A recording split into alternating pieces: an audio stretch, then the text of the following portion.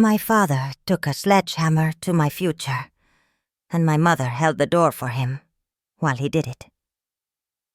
They told me it was to protect our family's legacy, but what they didn't know was that I was the only thing left of that legacy worth saving. I let them destroy my masterpiece, but in doing so, they handed me the blueprint to their own ruin. It all happened in the workshop, the place that was supposed to be my sanctuary, but had become my prison. The air in there has a sacred smell, a mix of cedar shavings, linseed oil, and a century of my family's stubborn pride. For 4 generations, the Hawthorns had been master woodcrafters. Our name was synonymous with heirloom quality, with hand-cut dovetails and finishes, so smooth they felt like glass. My great-grandfather's portrait hung on the wall, his stern eyes watching over every piece we made. He was the saint of our family, and his methods were scripture. My father, Arthur, was the high priest. He lived and breathed the Hawthorne way. To him, a power tool was a compromise, and a new design was blasphemy. My mother, Helen, was his devout acolyte, enforcing his beliefs with a quiet, unshakable certainty. And my older brother, Liam, was the chosen one. He had our father's hands, they said. He could replicate a 150-year-old chair down to the last wooden peg, and for that, he was revered. He was the heir apparent to a throne that was already crumbling. And then there was me, Elara. I loved the wood, the craft, the history, but I could also see the writing on the wall, written in the red ink of our accounting books. The world had changed. Our client list was shrinking, composed mostly of old money families who were dying off. We were becoming a museum piece, beautiful, but irrelevant. I had ideas. I'd spend my nights sketching modern minimalist designs that honored our craft, but spoke to a new generation. I learned how to use software to create intricate patterns that would take months to do by hand. I suggested a website, a social media presence, anything to bring us into the 21st century. Every idea was met with the same cold wall of dismissal. "That's not how we do things, Elara," my father would say, not even looking up from his hand-planing. "Your great-grandfather didn't need a computer, and neither do we." My mother would be gentler, but her words cut just as deep. "Your father knows best, honey. Tradition is what makes us special. Don't disrespect that." But it was more than just a difference in business philosophy. It was about value. Liam was the embodiment of the past, so he was valuable. I was the future, so I was a threat. He was praised for his obedience to the craft. I was criticized for my ambition. He would get new, expensive Japanese hand saws for his birthday. I'd get a gift card to a bookstore. They were grooming him to take over a failing business, while I was trying to give them the tools to survive. And they hated me for it. The pressure was building for months. Bills were piling up. I'd hear them arguing in hushed, angry tones late at night. The words foreclosure and bankruptcy started creeping into their whispers. I knew we were on the brink. That's when I decided to take matters into my own hands. I landed a meeting with the lead designer for the Elysian, a new chain of boutique luxury hotels. They were looking for a signature, statement piece for the lobby of their flagship location in New York. A piece that was modern, but rooted in master craftsmanship. It was the perfect opportunity, a bridge between my world and my father's. I didn't tell them. I couldn't. I knew they'd forbid it. So I worked in secret, Every night after they'd locked up the workshop and gone inside, I'd sneak back out. I used my own money, saved from small off-the-books furniture repairs I did for people in town, to buy a magnificent slab of reclaimed black walnut. For 3 months, I poured my soul into a single massive conference table. It was my magnum opus. The design was fluid and organic, the lines clean and modern, but I used traditional joinery, the kind my father revered. I finished it with a hand-rubbed oil technique that took me weeks to perfect. It was the best of both worlds. It was proof that we could evolve without losing our soul. It was, I believed, the piece that would save us. The night I finished it, I stood back and just looked at it, my heart swelling with a kind of hope I hadn't felt in years. It wasn't just a table. It was a testament. It was everything I had been trying to say, perfectly articulated in wood and grain. I planned to show them the next day, along with the signed contract from the Elysian Group, which was worth more than our workshop had made in the last 2 years combined. But they found it first. I was woken up by the sound of my father shouting my name, not with anger, but with a kind of guttural roar I'd never heard before. I ran to the workshop. He was standing in front of my table, his face pale, his whole body trembling. My mother stood beside him, her hand on his arm. Her expression, a mixture of shock and disapproval, aimed squarely at me. Liam was in the background, looking uncomfortable, but silent. "What is this?" my father demanded, his voice low and dangerous. It's the Elysian Commission," I stammered. "It's going to save us, Dad. They're paying—" "You went behind my back," he hissed, ignoring the money. "You used my tools in my workshop to create this insult." "It's not an insult. It's an evolution. It's still our craft." "This is not our craft," he thundered, his voice echoing in the cavernous space. "This is a perversion. It's a cheap, modern knockoff of what we stand for. You have no respect, no honor." My mother stepped forward. "Elara, how could you, after everything your father has taught you, to betray him like this?" "Betray him? I'm trying to help us. We're about to lose everything," I pleaded, my eyes darting to Liam, hoping for some support. He just stared at his feet. My father looked from the table to me, and something in his eyes snapped. A cold, hard certainty settled on his face. "Some things," he said slowly, "are more important than money. Legacy is more important." He turned and walked over to the heavy tool rack. My blood ran cold. I knew what was coming before he even moved. He picked up a 10-pound sledgehammer, the one we used for demolition and heavy framing. "No," I whispered. "Dad, please, don't." He didn't look at me. He walked back to the table, my future, and he raised the sledgehammer over his head. "A hawthorn stands for something," he said, his voice ringing with a terrifying self-righteousness. "And we do not compromise." The first blow landed with a sickening crack that shattered the silence and my heart along with it. A spider web of fractures appeared across the perfect glassy surface. He swung again, and again. Wood splintered. Joints burst apart. The beautiful fluid legs I had spent weeks shaping were reduced to jagged stumps. He didn't stop until my masterpiece, the thing that held all my hopes, was a pile of expensive, unrecognizable kindling. I just stood there, unable to breathe, unable to move. The dust settled.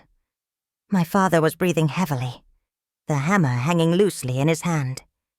He looked at the wreckage, and then at me, with no regret in his eyes, only a grim satisfaction.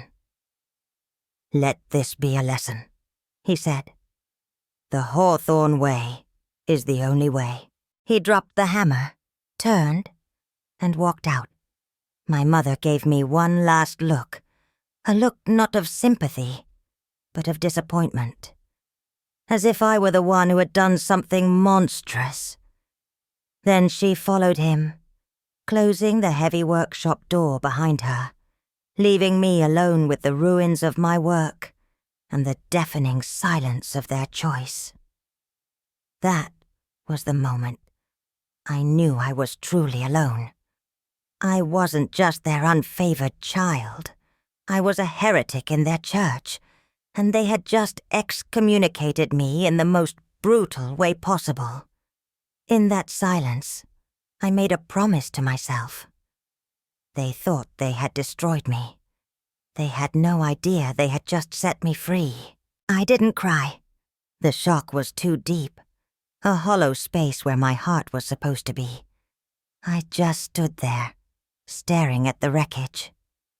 The smell of splintered walnut filled the air, sharp and painful, like a scream I couldn't let out. I reached down and touched a piece of what used to be a perfectly book-matched panel. The edge was jagged, violent. This was what they thought of me, of my ideas, of my worth. It wasn't just wood. It was my future, smashed to pieces on the floor of a dusty workshop that valued the past more than the living. For a long time, I didn't move. I just listened to the sounds of the house settling, the distant hum of the refrigerator, the creak of floorboards as my parents moved around upstairs, preparing for bed as if nothing had happened, as if they hadn't just taken a sledgehammer to their own daughter's soul. They didn't come back. They didn't check on me. They left me in the dark with the evidence of their verdict. That's when the clarity hit me, cold and sharp as a chisel. This wasn't a punishment. It was a declaration. They weren't just rejecting my design. They were rejecting me, fundamentally and completely. They would rather see their business, their home, their entire world crumble into dust than admit that I might be right. Their pride was a fortress, and I was on the outside. Slowly, deliberately, I walked to my small design station in the corner of the workshop. I didn't pack clothes. I didn't take any sentimental trinkets. I turned on my laptop, plugged in my external hard drive, and began to copy files. Every design I had ever created, every 3D model, every proposal, all my sketches for a modern furniture line, my business plans, my market research. It was years of my secret work, my quiet rebellion, my entire vision for a future they couldn't see. As the files transferred, I thought about all the years leading up to this. This wasn't a sudden break. It was the final cracking fissure in a foundation that had been eroding for my entire life. They didn't become monsters overnight. Their neglect was a slow drip, a quiet, constant poisoning. I remembered being 10 years old, proudly showing my father a small, intricately carved bird I had made from a scrap of pine. It was my first real project. He'd glanced at it, grunted, and said, "The grain is running the wrong way. You need to learn the basics before you try to be an artist." Later that day, I saw him showing off a simple, clunky box Liam had made to a neighbor, boasting, "The boy has a natural feel for the wood. It's in his blood." I hid my little bird in a drawer and never showed him another personal project again. I remembered being 16 and building a website for the business. It was basic, but it was clean and professional. I presented it to them at dinner, my heart pounding with hope. My father scrolled through it for less than a minute before closing the laptop. "We are not a mail-order catalog, Lara. We are craftsmen. This makes us look cheap." He never mentioned it again. The website I spent a month building went unpublished. Liam, meanwhile, was praised for spending that same month learning a single, archaic type of wood joint that had no practical application in modern furniture. "He understands the importance of fundamentals," my father had said, beaming. It was in every choice they made. Liam got the apprenticeship with a master artisan in Vermont one summer. I was told to stay home and manage the workshop's inventory, because someone needs to handle the boring stuff. Liam's ideas for the business, which were always just rehashes of our great-grandfathers, were insightful. My ideas, which were backed by research and a clear understanding of the market, were naive and disrespectful. They didn't see me as a successor, or even a partner. They saw me as a glorified assistant, there to support the true heir. The quiet, reliable daughter who would do the paperwork and sweep the floors while the son carried the torch. They loved the idea of Hawthorne and Sons, but they had no room for a daughter, especially not one who dared to think for herself. The file transfer finished. I ejected the hard drive, slipped it into my pocket, and shut down the computer. It felt like closing a book. I took one last look at the pile of splintered walnut. There was no anger left, just a profound and empty sadness. I wasn't running away from them. I was running toward a life where my work, and by extension, I, might actually matter. I walked out of the workshop, closing the door softly behind me. I didn't go back into the house. I walked down the long gravel driveway and out onto the silent street. The moon was bright.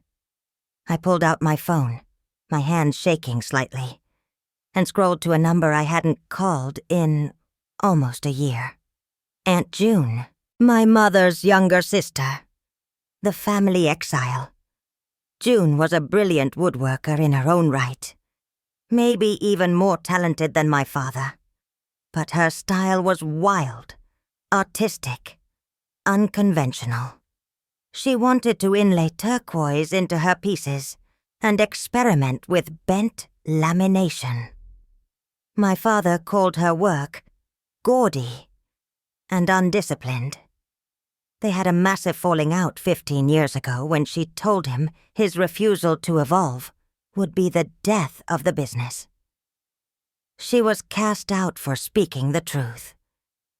We were forbidden from seeing her, but she'd always send me a card on my birthday with a little cash and a note that said, "Keep building." She lived 3 states away, in a small city known for its art scene.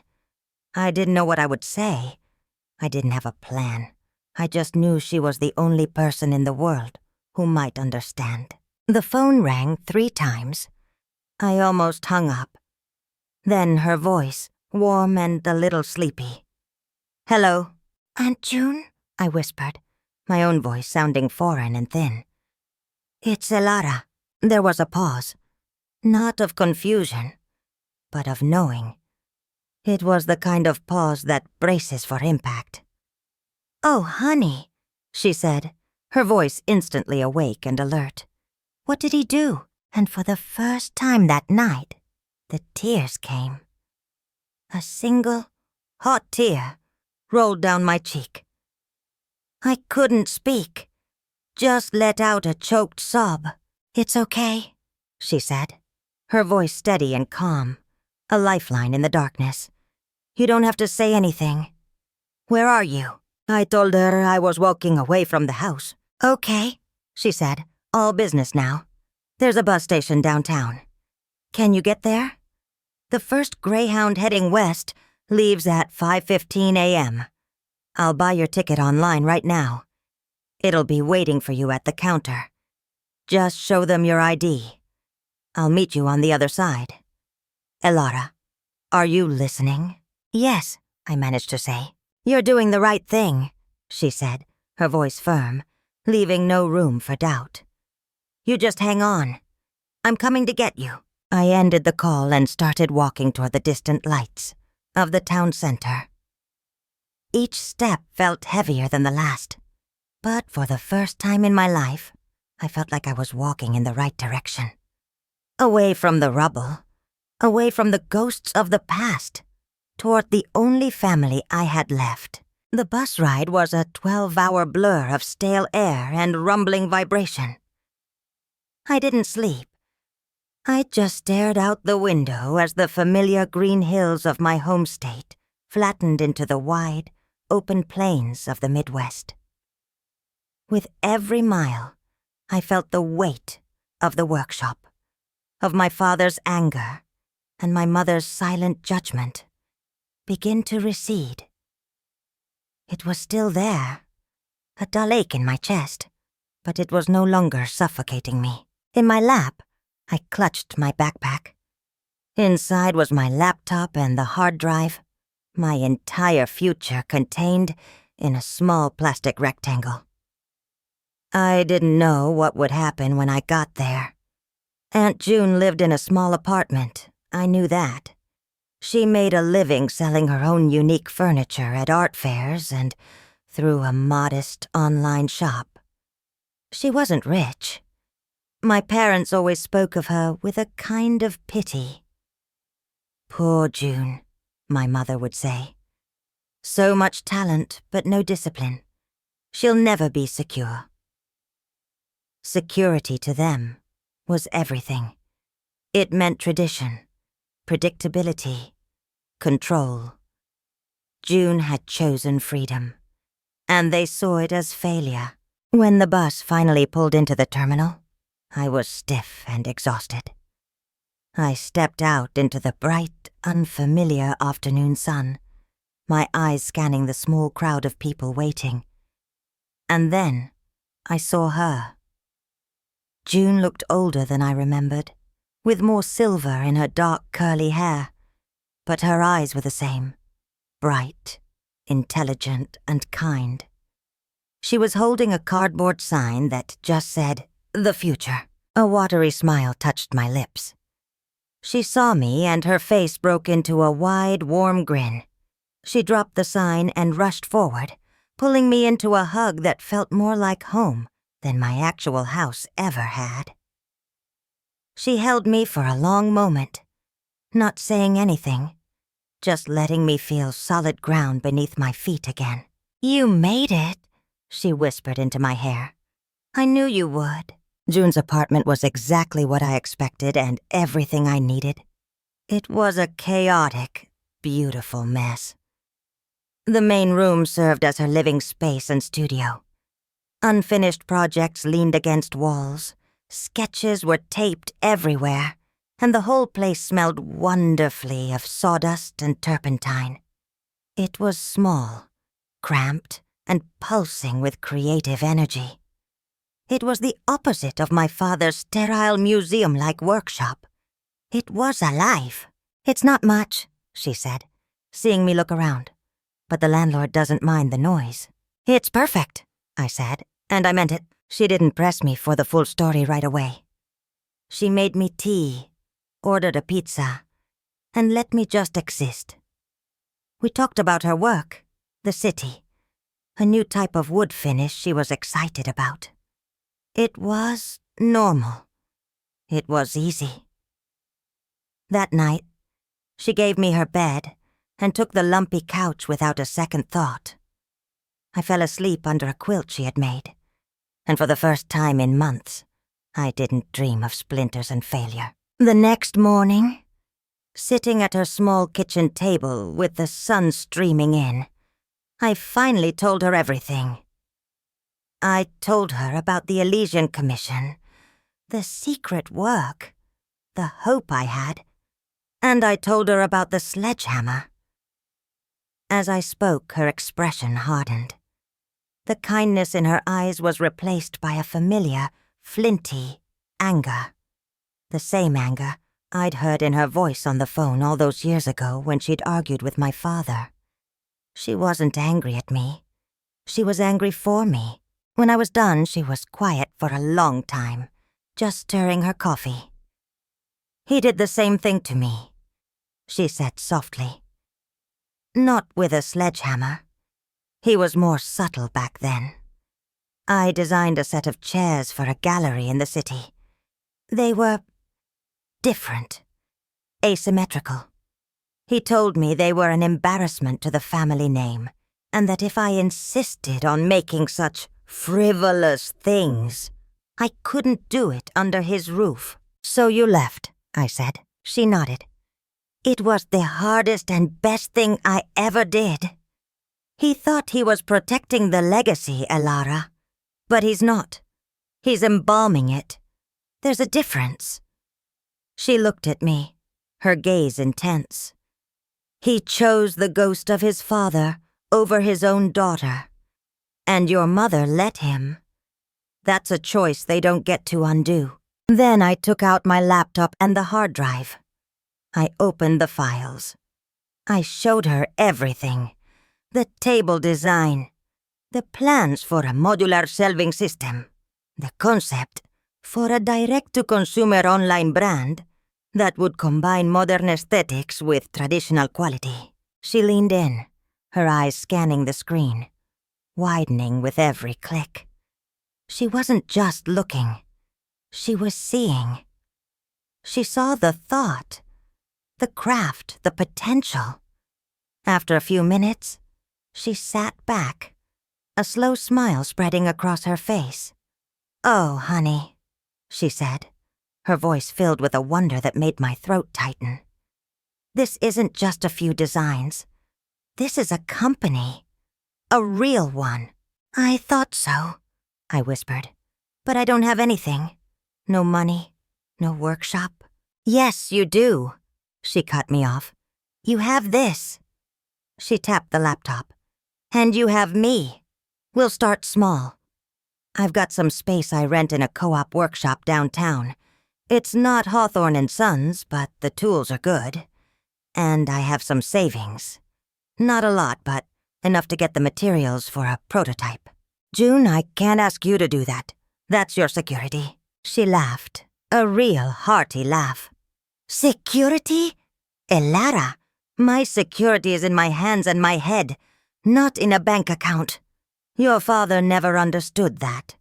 Real security is the ability to create something from nothing. And you," she said, leaning forward and tapping my chest, "you have that in spades.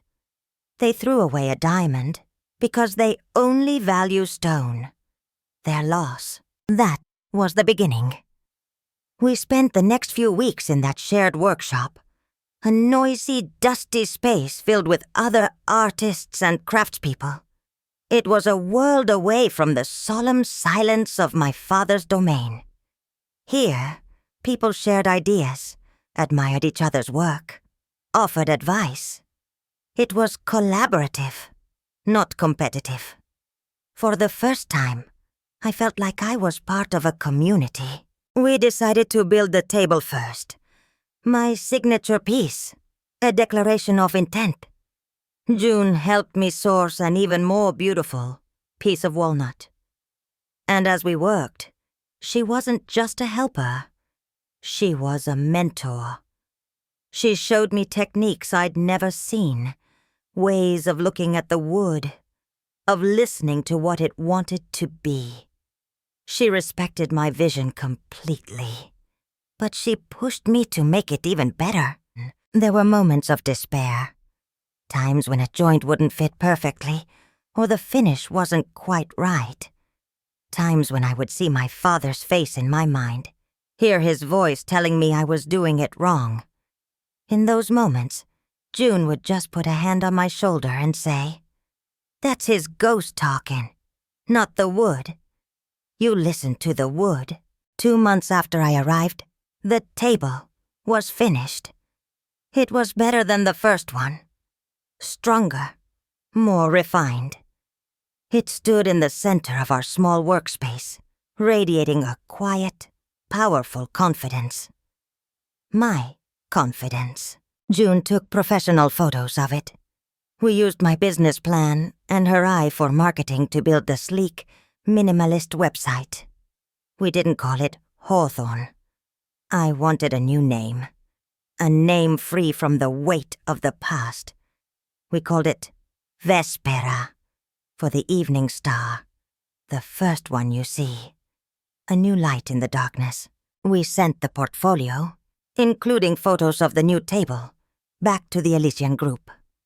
I attached a short, simple note explaining that I had left my family's company to start my own, and that this piece was the flagship of my new brand. I didn't expect to hear back.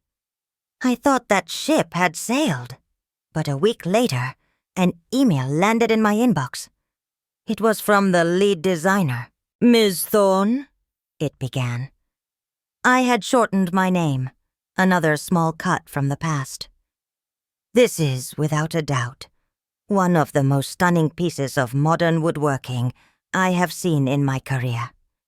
The original was beautiful. This is a masterpiece. The contract is yours, if you still want it, and I'd like to discuss commissioning another 5 for our upcoming locations." I read the email 3 times before my brain could process it. I turned the laptop toward June. She read it, and her eyes filled with tears. She just looked at me and whispered, "There it is. That's the lesson. You don't let them win by fighting them. You let them win by leaving them behind." I looked at the table, my table, and I finally understood. My father, in his rage, had given me the ultimate gift. He hadn't destroyed my future. He had just cleared the rubble so I could build it somewhere else, on my own terms, stronger and more beautiful than I ever could have in his shadow. And I knew, with a certainty that settled deep in my bones, that this was only the beginning. Their story was ending. Mine was just getting started. The first check from the Elysian group felt like a myth made real. It had more zeros than I had ever seen in my life. I remember holding it in my hands, which were calloused and stained from wood finish, and just laughing. June and I went out for the fanciest dinner we could find and celebrated, not with champagne, but with a giddy sense of disbelief that was quickly hardening into resolve. This wasn't a lucky break.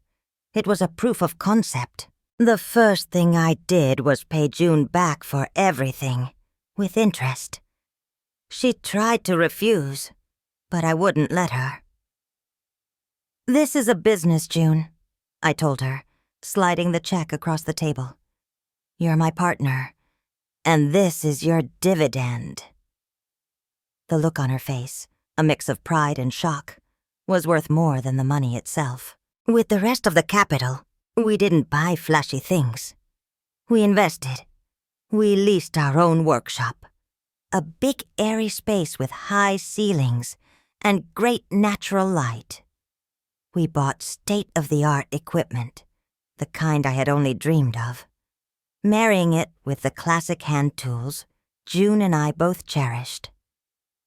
Vespera was founded on a simple principle: honor the craft, but embrace the future.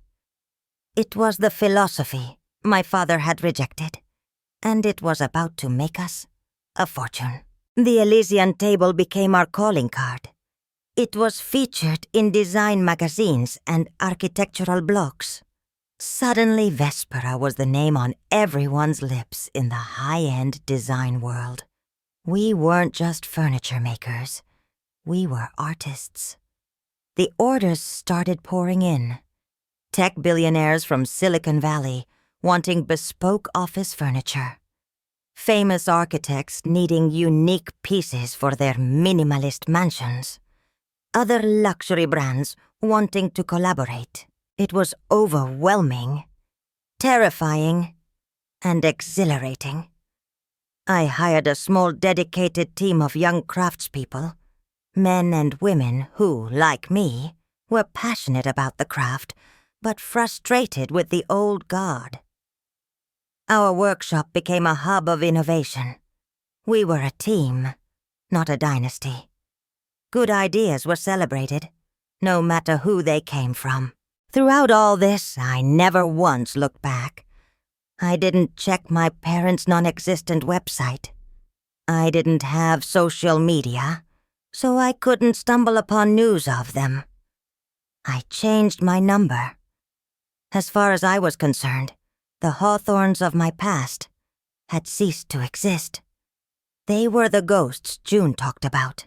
About 2 years after I left, I was in a meeting with a potential client, a wealthy woman who collected art and design. We were looking over my portfolio when she stopped at a picture of a sleek, low-profile media console. "This is stunning," she said. "It's so refreshing. I was recently talking to my decorator about the state of fine woodworking, and she was lamenting how all the old heritage brands are dying out.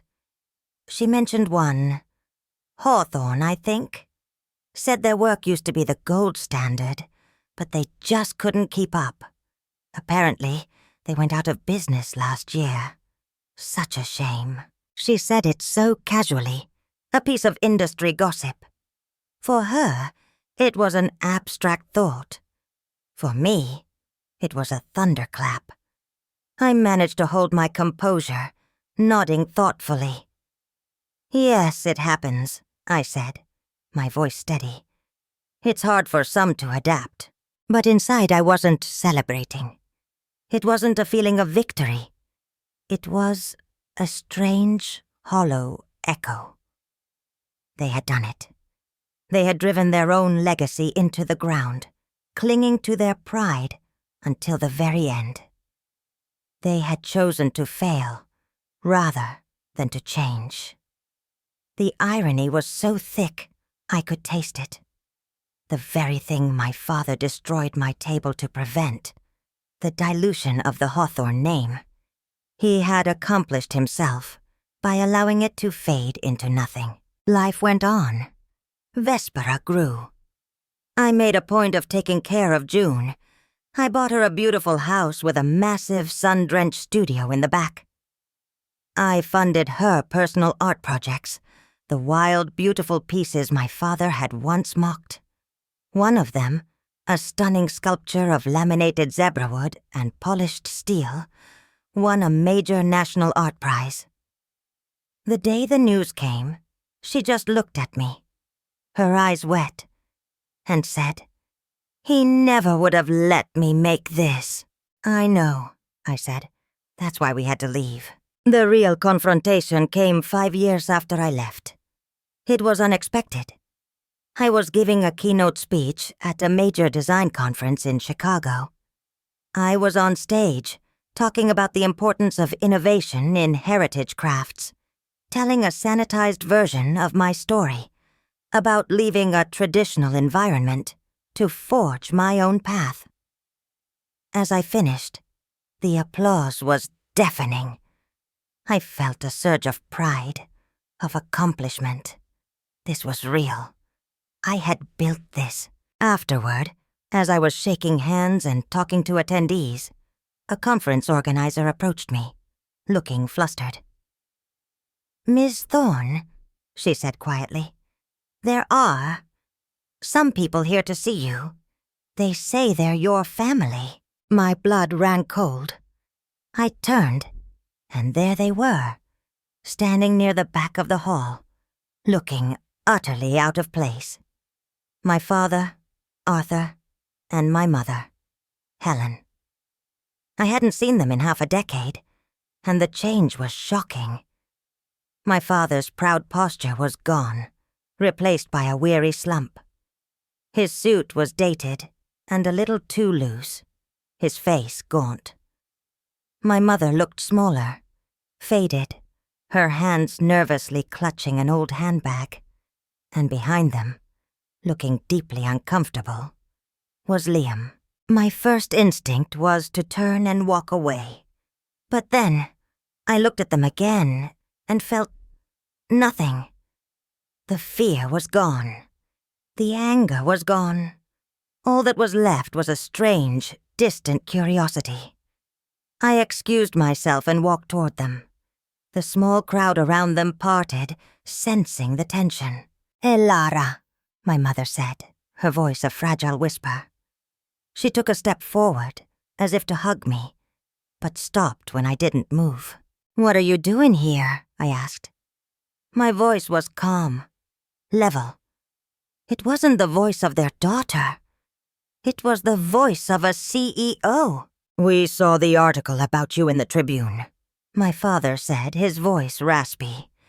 He couldn't quite meet my eyes. "We saw what you've built. It's impressive."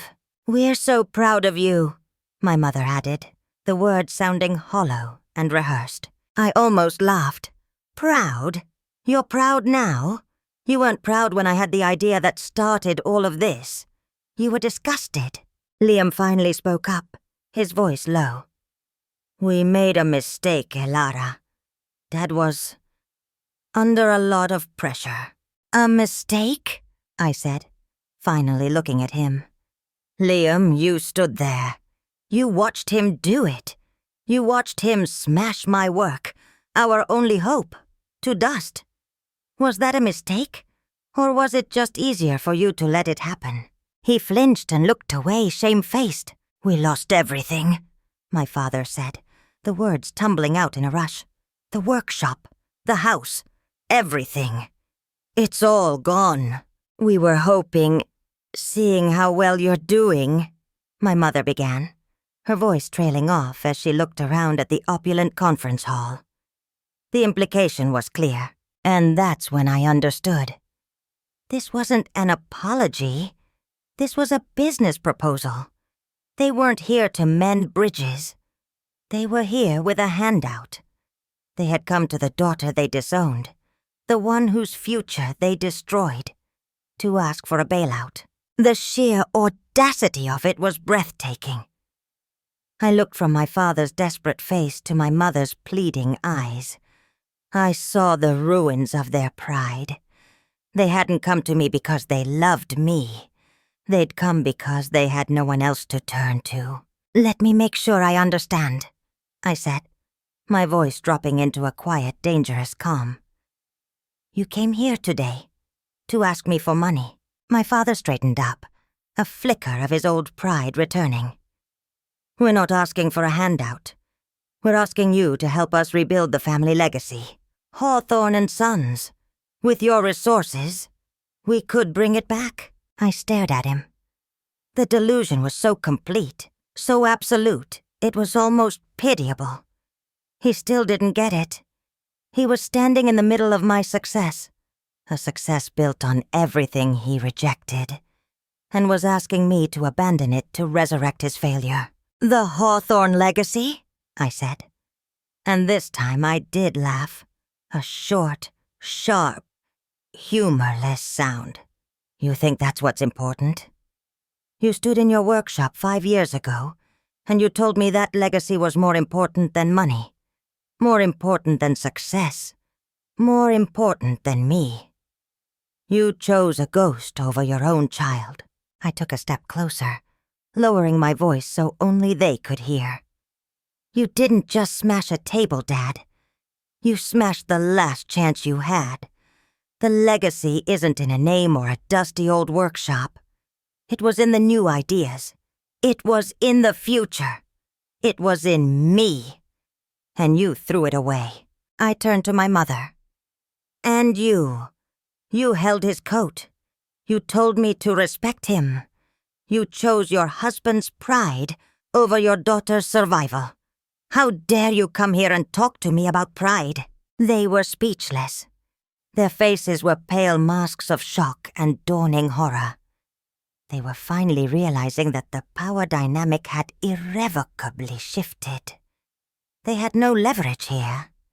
They had nothing. "There is no Hawthorne and Sons," I said, the words falling like stones into the silence. "You killed it. I am Vespera, and Vespera has no place for ghosts." I held my father's gaze for one long, final moment. I saw it all there. The regret, the desperation, the terrible, crushing weight of his choices. He had gambled everything on his pride, and he had lost. Then I turned my back on them. I didn't say goodbye. I didn't wish them well. I simply walked away, leaving them standing there, 3 relics in a world that had moved on without them. As I walked back toward the crowd of people waiting to talk to me, to congratulate me, to do business with me, I didn't feel triumph. I just felt free.